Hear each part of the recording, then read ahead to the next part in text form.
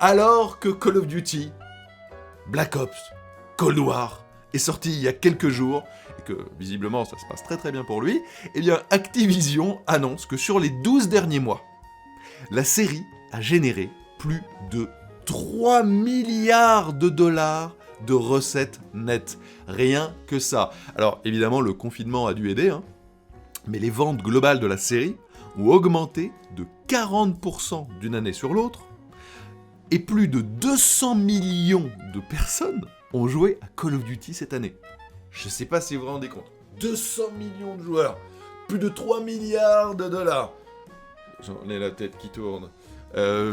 Sur console et PC, en tout cas, la franchise, voilà ce qu'indique Activision, a atteint le plus grand nombre de joueurs de son histoire cette année.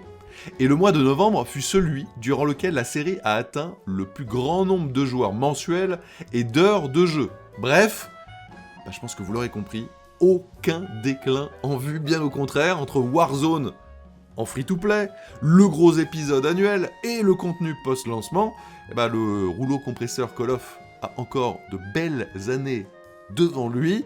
Alors d'ailleurs, à noter que la saison 1 commune à Black Ops, Cold War et Warzone arrive, il y a eu un petit peu de retard, mais arrive le 16 décembre prochain. Voilà.